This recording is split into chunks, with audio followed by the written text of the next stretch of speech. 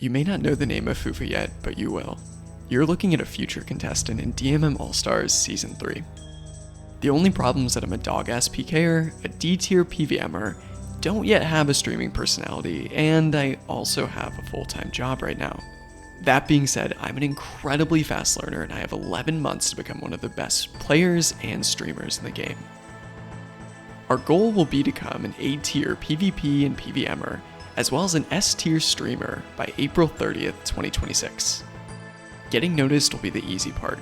I'll need to prove why I'm a better pick than at least a few All-Stars from last year's season. Here's where we're starting, my PvP baseline. Decent at switches, I can double and triple eat, but I'm extremely reactive, I miss prayers all the time, I can't flick on my tank gear, etc. This clip really speaks for itself. Oftentimes I still feel a little nervous, I don't really know what's happening if I face a PKer that's much better than me. Sometimes I'm ranging with Black D-Hide on, or I'm maging with my tank gear on still, and there's a lot of room for improvement here. Most of my fights against decent PKers, I'm getting crushed on the tracker from a protection prayer perspective, so that's where we need to improve. Now over to our PvM baseline. I could do Perfect Corrupted Gauntlet in my sleep, but I can't one-tick flick, and my movement's only okay. Anything above 300 TOA is mechanically pretty challenging for me. An example of something I think is hard but not impossible for me is the Walk combat achievement, which is where you have to strike or attack Vorkath with a blowpipe 12 times during his acid phase, so it has to be tick perfect. I was able to do this in I think hour or two of practice with a little bit of metronome, so I think that's a good indicator of where I'm at currently. And onto our streaming baseline. I've never had more than 10 concurrent viewers in a stream.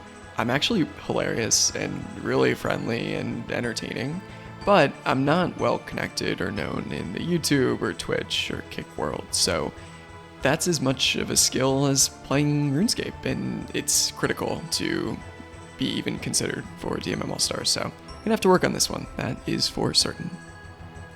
So where better to start this journey than some combat achievements that'll force me to learn new mechanics of the game, like the Royal Titans, forcing me to learn how to one-tick flick so I could kill them without using a single prayer potion. This ended up taking me a couple hours just to learn and feel comfortable doing. I was still shaking by the end of it. By the time I got this combat achievement, it felt like I was more comfortable. I'm still not very comfortable. I can't just one-tick flick for hours on end without losing a prayer point or two, so it was incredibly satisfying to get this, but very much going to have to perfect it and continue to practice, especially in higher stakes situations like killing Jad, for instance. Also decided to do a little bit of the gauntlet speedrunning tasks. I wasn't able to achieve them, I don't have 90/90 on my stats, but this really helped from an understanding of how movement and saving ticks early in the prep phase to get under 2 minutes can go a really long way. Also going to be working on flicking Redemption here with maybe an extra potion to get more and more odds to get that sub 4 kill at some point. So this is actually a really good exercise and great practice, and was gifted a nice Rotten Tomato for that, so thanks Chackex. I also decided to do some some spurious combat achievements, which was mind-numbingly boring and taught me nothing about tick manipulation or movement or anything along those lines. So, waste of time, but that's okay. Decided to head. We did a few TOA runs, specifically 300s. Now it's embarrassing that you can see this is a 51-minute TOA run. I have Bofa, but not the best gear outside of that. No excuses. My movement, my everything, my mechanics, my understanding of the different puzzle rooms and the bosses is just not where it should be at this point. This last phase is actually really, really helpful for me to understand tick movement, like true tile, etc. So found this really valuable. It's embarrassing. As you can see, I do get KO'd here right before I'm able to kill the boss, but continuing to do these TOAs get me closer and closer to that elusive 500 TOA is incredibly helpful, and I don't think I'm as far off as it might look. So this is where we stand from a PvM perspective for this episode. We're actually really close to getting the hard combat achievements knocked out. We kind of learned how to one-tick flick. It needs to really be fully ingrained in my brain before I feel confident in it. With dedicated practice, we're going to get so much more comfortable in the game within a matter of weeks and or just a couple months, to where I'm confident I will start to feel more comfortable with tackling things like the Infernal, getting a Quiver, reaching that 500 TOA, etc. It's a matter of if, not when. No, when, not if. Oh boy. Now back over to PKing. Because the skill ceiling of PKing is so incredibly high, it's incredibly difficult to improve unless you focus on really small things that you can carry over from fight to fight as you get better. One of those things is fakies. So a quick example of a fakie here. As you can see, I'll be ranging this guy and then I'm going to switch into my magic gear. He's going to flick on Prey Mage and I'm going to switch right back before attacking to my Rune Crossbow. This is something I put specific practice into, and it's now a part of my skill set. So sure, I might lose this fight, but now I know how to fakie.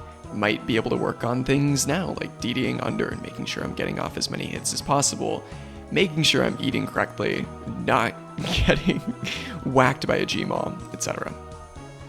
It feels like there's some things that are just going to improve over time the more that I PK, like switching my gear, for instance. The more I PK, the easier it's going to get. I will stop misclicking my barrages, for instance, as well. But there are things like fakies or flicking on my tank gear in between attacks that are going to take some specific training to force my brain to learn how to do and be comfortable doing it in the middle of a fight. So a lot of room for improvement here, especially when I think about, like I said, the skill ceiling is not just NHing, also different ways to PK, like venging, using a pure, etc. But none of those matter if I can't manage my HP as well. So that's something that I also need to focus on: when to eat, how to eat. So that puts me, I think, solidly as an E tier, maybe approaching D tier PKer. Again, love the progress I was able to make in terms of fakies and also one-tick specking, but there's a lot of things I still can't do. I'm not exactly sure how to time flicking on my tank gear. I need to understand predicting my opponent's attack as opposed to reacting, and I haven't even messed around with bench. Also don't quite know the best practices in terms of how to escape well, DDing, lots of other things that will certainly come up as I improve my skill set here. Now, as I've mentioned, my streaming experience is somewhat limited, but I need to be a top quality entertainer to make it onto DMM All-Stars 3 as well. What that will look like is actually building out a streaming schedule, starting to network with other streamers and work on my entertaining capabilities as well. I would put myself as an E tier, as possibly an F tier streamer at this point, so this is going to be an element of the entire journey to being a DMM All-Star that I need to make sure I'm not sleeping on as well. I could be the best player in the game, but if nobody wants to watch me, why would Solo Mission ever choose me? We're going to be making a lot of progress in the near weeks, months, and almost a year, so excited for the believers to stick around. If you're a hater, please also stick around. That helps me like no other. We'll see you next time.